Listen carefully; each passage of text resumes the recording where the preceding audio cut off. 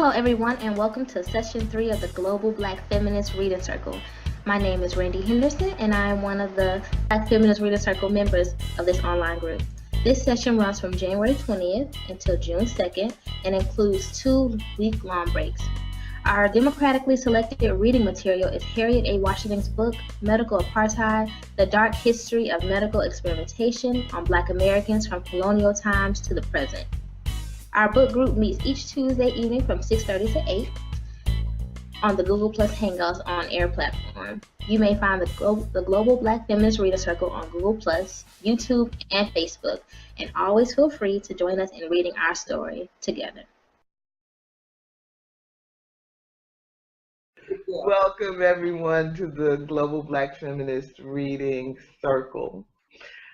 We are here on Google Plus each Tuesday evening, 6:30 p.m.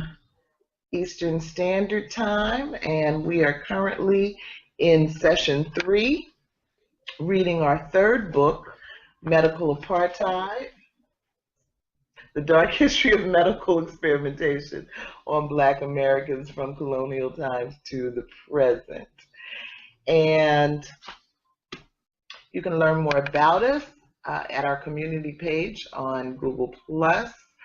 or our archived videos on YouTube or on our Facebook page. This session is running through June 16th, 2015, which means we are coming on down the road. And tonight, we are going to be reading Chapter 13, Infection and Inequity, Illness as a Crime. My name is Michelle Odom. I'm one of the co-hosts of the Reading Circle, along with Randie Danielle Henderson, and I'm located in Brooklyn, New York. Hello, my name is Randie and I am watching from Atlanta. And I'm again happy to see everybody tonight.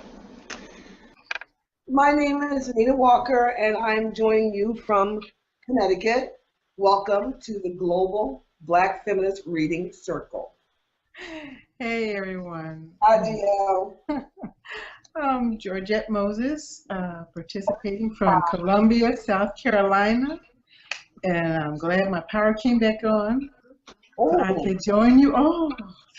Yes, hi everyone. Hope you're feeling well. I'm calling you from Utah. Oh, I'm Kim Brandon, and I'm in New York also. I'm Joel Jones from Charleston, South Carolina. How's everybody doing? We good. Good. Summary. In Chapter 13, author Harriet A. Washington offers an overview of public health responses to two major contagions, tuberculosis and HIV/AIDS. She highlights the ways in which these responses have played out very differently for African Americans and our children than for whites, including use of containment therapy or hospital imprisonment to force victims to adhere to a particular schedule of medication, the use of Black babies and children as research subjects to discover vaccines and cures when they have been orphaned or come under control of the state, and lack of interest in drugs that appear to primarily hold promise for Blacks. She includes examples to illustrate how biased research, inequitable and inhumane policies, and dangerous abuse of powers have shaped the uncomfortably close relationship between African Americans and infectious disease. Unhealthy places and decadent times infect us by their contagion.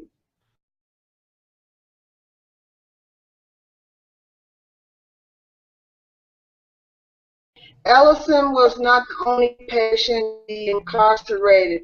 Other major cities, including Boston, San Francisco, Atlanta, and Washington, D.C., have taken the same steps. Public health expert George Benjamin, M.D., who now serves as the editor of the American Journal of Public Health, said these are rules on the books that allow caregivers to get court orders to force individuals to be hospitalized. You hospitalize them until they are no longer infectious.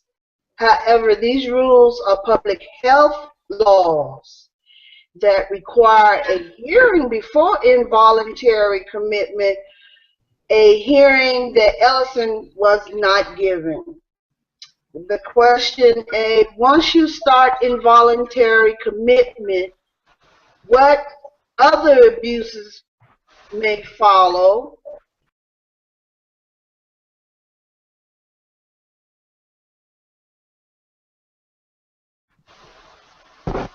Do you believe that the poor, undeserved, and people of color will continue to be the only cases of involuntary commitment?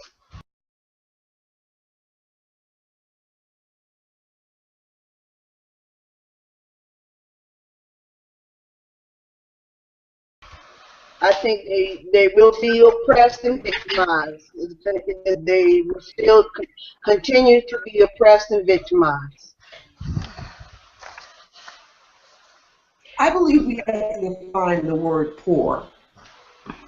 And the reason why I say that is because I don't believe me being a working person or us being working people, even with insurance, I had to necessarily be treated any differently. You know what I'm saying? I mean, we have to define what is poor. What does it say that I would be treated different because I have a health care insurance? Well, I mean, I'm just saying, you know, it's, right. I've been in a position where, and so we have to define poor. We have poor people that are working with health care insurance, commercial insurance. That doesn't necessarily mean you're going to be treated any better. Right. Or, well, if you're working and you're not in the 1%, then let's call you poor. all right, I just want to find it. That's what I thought. Whoever's not up here. I think for me, just in terms of the question, I think that when you're a person of color, it overrides the poor. So to come into a situation, I think the racism would whatever your income is, you'd probably hit the racism before you hit the idea of what your income is. That makes sense. Yeah. Thank you for saying that. That's exactly what I'm thinking. I just want to define so people understand. I think poor is more for non-people of color. So I think as a person of color, you ain't got to worry about that. Thank you, Clem, for clarifying that. Just in case you weren't sure, you know, you ain't got to worry about that. All right, girl. Thank you. Thank you. I have to worry myself. We want to do it. You know, I wanted to go back to what you were saying about your mom when she was in needed. I worked in a nursing home for the elderly as an activities coordinator. And I don't know, me generally, I'm just a compassionate person. I had compassion for the senior citizens that were, you know, had Alzheimer's and they're going through senility. And I was pushing the wheelchairs and even helping the little old ladies fix their little wigs all right. And it really takes someone with a heart to spend some time with the you know, people that need to be cared for. You know, and being an activities coordinator, I had to sit there and play a word game with them, you know, check, you know, games with them, be playful with them, and think of activities to in order to keep their mind cognitive, keep their minds flowing. But it takes a lot of compassion. Yeah, you know, one white officer or security guard, he gets infected and you know, and then there, you know, notice is put on Rikers Island all of a sudden, you know, but the black prisoners were being ignored and they were dying, and the treatment they were getting,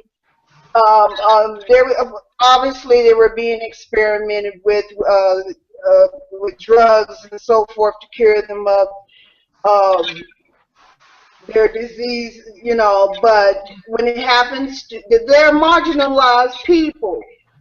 You know what I'm saying? These little old ladies, they work for the government, they paid their taxes, they, you know, could afford to be cared, to get, let's say, quality care at a nursing home that was ran by some Catholic nuns.